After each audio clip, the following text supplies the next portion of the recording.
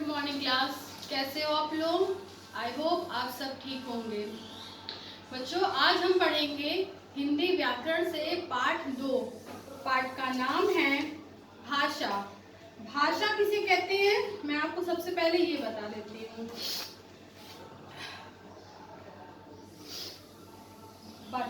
भाषा मन के विचारों को बोलकर या लिखकर प्रकट करने का साधन भाषा कहलाता है। जब हमारे मन में कोई बात होती है या कुछ भाव होता है तो उसे हम बोलकर या लिखकर प्रकट करते हैं दूसरों के सामने, तो वो भाषा कहलाता है। ठीक है बच्चों, भाषा के 2 रूप होते हैं। पहला लिखित भाषा, दूसरा मौखिक भाषा। देखिए बच्चों, मनुष्य एक सामाजिक प्राणी है। जैसा कि आपको पता है सामाजिक प्राणी क्या है। सामाजिक प्राणी का मतलब है कि अगर हम खुश हैं या दुखी हैं तो अपने मन के विचारों को किसी दूसरे के सामने प्रकट करेगा, मतलब प्रकट करते हैं। वो या तो अपने भावों को बोलकर करेगा, बोलकर बताएगा कि आज हम खुश हैं, आज हम दुखी हैं, या तो वो लिख कर बताएगा कि आज हम, अगर वो बोल नहीं पा रहा है तो वो लिख कर बताएगा कि आज हम खुश हैं या दुखी हैं। तो भाषा के 2 रूप होते हैं, मौखिक भाषा और लिखित भाषा। और एक तीसरा भाग भी है, लेकिन वो अभी तीसरा भाग ये है कि सांकेतिक भाषा। जैसे कि कुछ लोग होते हैं कि बोल भी नहीं सकते हैं और लिख भी नहीं सकते। जैसे छोटा बच्चा, तो वो संकेत में करता है, संकेत में अपनी बातें बोलता है, तो उसे सांकेतिक भाषा कहते हैं। तो हम अपनी बात को दूसरों तक दोनों रूपों में पहुंचा सकते हैं, या तो बोलकर या सुनकर, मतलब मौखिक रूप से या लिखित रूप में। इस तरह भाषा के दोनों रूपों का प्रयोग होता है। कभी कभी इशारों से भी बात होती है, जिसे हम सांकेतिक भाषा कहते हैं। ठीक है बच्चों, आइए अब मैं इसको बताती हूँ आपको। भाषा, भाषा के कितने रूप हैं? 2 रूप है। कौन सा? पहला मौखिक, दूसरा लिखित। बोल कर कही बात मौखिक और लिख कर कही बात लिखित भाषा होती है। मौखिक भाषा किसे कहते हैं? जब हम अपने भावों को दूसरों के सामने बोलकर प्रकट करते हैं तो वो भाषा का मौखिक रूप होता है, और जब हम लिखकर अपने बातों को दूसरों तक पहुंचाते हैं तो वो हमारा लिखित भाषा कहलाता है। ठीक है बच्चों, बोली। आइए इन पक्षियों की बोलियों को भी जानें। हर एक जो जंतु होते हैं, जीव जंतु होते हैं, उनकी बोली भी अलग अलग होती है। जैसे बिल्ली कैसे बोलती है? म्याऊ म्याऊ करके बोलती है ना। गाय कैसे बोलता है? मैं। मेढक कैसे बोलता है? टर टर। बकरी कैसे बोलती है? मैं। कौवा कैसे बोलता है? काऊ काऊ। मोर कैसे बोलता है? पीहू पीहू।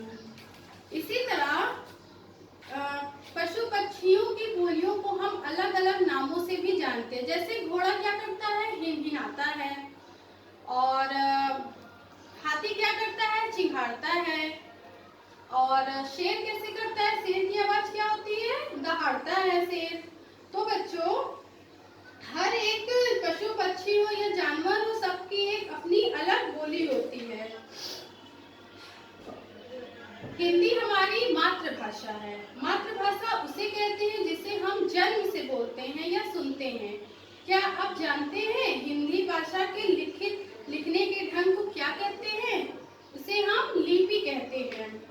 हर एक भाषा की कुछ निश्चित ध्वनियां और उनके लिए कुछ निश्चित चिन्ह होते हैं, यही भाषा की लिपि कहलाती है। लिपि किसे कहते हैं? एक निश्चित ध्वनि और उनके चिन्हों को कहते हैं।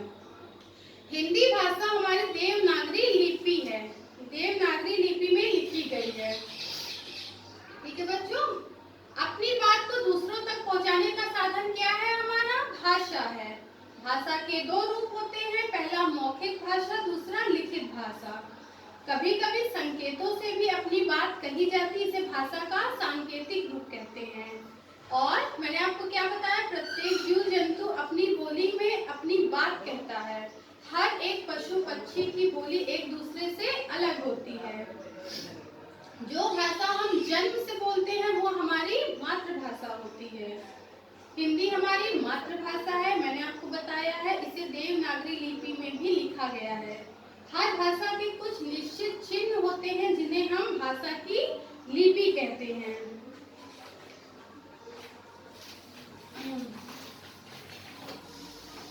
मौखिक भाषा किसे कहते हैं?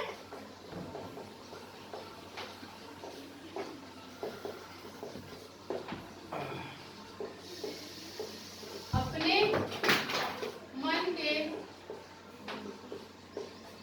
विचारों को दूसरों तक बोलकर प्रकट करना भाषा का मौखिक रूप है। मौखिक रूप होता है। और लिखित भाषा किसे कहते हैं? लिखित भाषा अपने मन के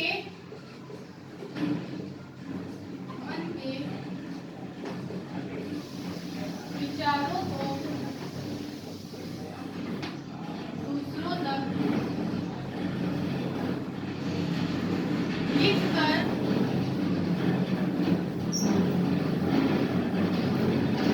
प्रकट करना भाषा का लिखित रूप है। लिखित रूप होता है। ठीक है बच्चों। और सांकेतिक भाषा भी होती है, लेकिन हम सांकेतिक भाषा को अभी यहाँ नहीं लिखाएंगे बच्चों। और लिपि किसे कहते हैं? तीसरा नहीं, हाँ नंबर है लिपि। लिपि किसे कहते हैं? हर एक भाषा की कुछ निश्चित ध्वनियां होती हैं। ध्वनियां और उनके कुछ निश्चित कुछ चिन्ह होते हैं। चिन्ह होते हैं। यही भाषा की लिपि कहलाती है।